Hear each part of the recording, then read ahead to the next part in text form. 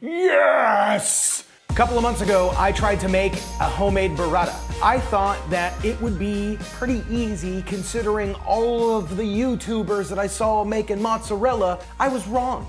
It was a nightmare. And honestly, I was losing my mind. I ended up releasing that video, but I was so depressed that I couldn't actually make it. I believe it was an issue with the Florida milk. I went everywhere trying to find milk. The only place that I didn't go was to the farm. So today I went to the farm and I bought some raw milk. I know they have different rules and regulations on it, but we're gonna at least see if it makes a difference. Let's see if this one works. So we got a gallon of fresh milk, literally the freshest milk you can get. This one was squeezed out of the cow yesterday. We have some vegetable organic rennet. This is double strength. And then we have some citric acid. Whew, let's see if we can make this. I have a feeling this one's gonna work. I have a feeling it's all the issue with the milk. Now, I don't necessarily mean that you have to buy raw milk, but get the freshest milk that you can get. I think that's where it works.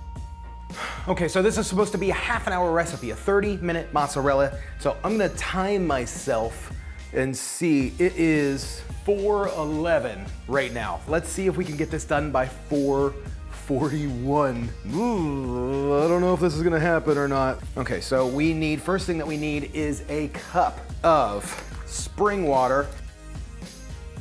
We're using the recipe from 7U Ranch to make this. So, and then we're gonna do 1 1/4 teaspoons of citric acid.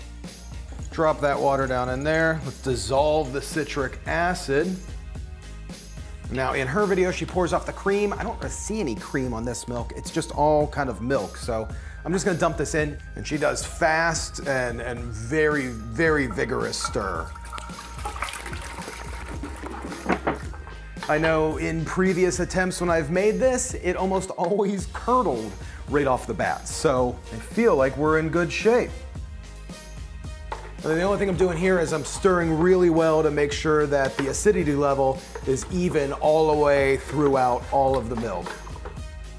So I'm gonna get the heat on and bring this up to 88 degrees Fahrenheit.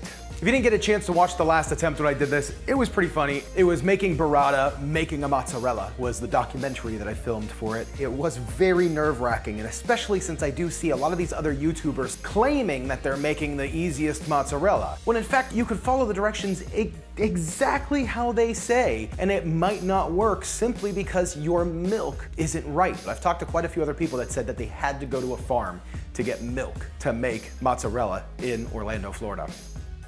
So we're at 80 degrees, we're almost there. It's climbing fast. We're at 86 degrees and 88, there we go. That went up quick, that changed really quick. So we have our 1/4 cup of cold water, an 1/8 teaspoon double strength rennet,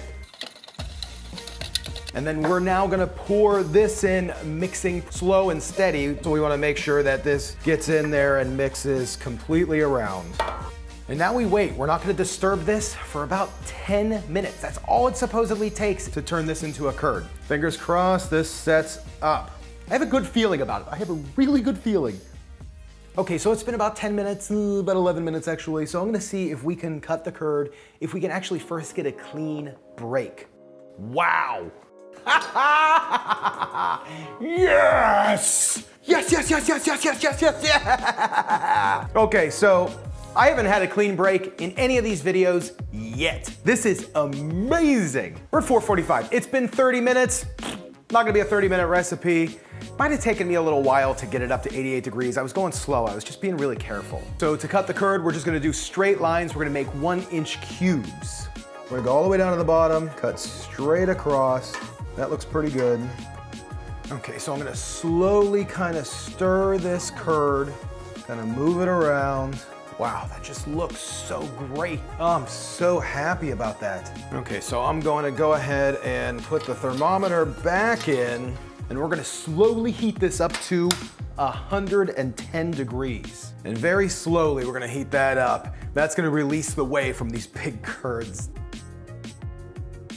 Okay, so it jumped up real quick. That's exactly what I'm talking about with the stir. So we got it off the heat. Wow. quickly, before this starts to melt and ruin it inside this whey, I'm gonna dump off all of this whey. Thinking I remember last time I used a colander, so that's what we're gonna do this time. I mean, look at those curds. That is so beautiful. Oh, just amazing. I'm so happy about this. So yeah, this is what we're gonna do, and then we're just gonna kind of turn this guy all around and let the whey drain off naturally. So at this point, I'm gonna transfer this to this bowl here. Look at that. Okay, so at this point, I'm gonna give it a few pinches of salt, and it seems like it's gonna be quite a bit, but it's gonna work itself in there and really kind of help this come together and stretch. So the reason why I have some gloves on is because I have some nearly boiling water. This is water that was boiled and then brought back down just a little bit below. So we're gonna drop this in, cover up the curd.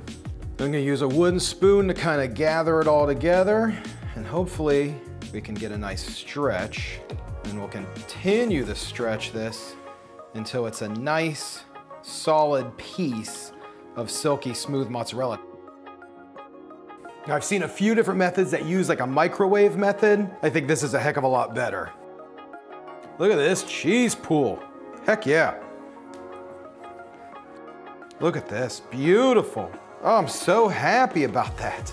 I mean, this is a big old ball of mozzarella. So now that we have our mozzarella ball, we're gonna cool this down, solid it up in an ice bath. So I have some ice cold water. We're just gonna dunk that right in. Whew, it's 100% the milk. If you live in an area that has good quality milk, good for you.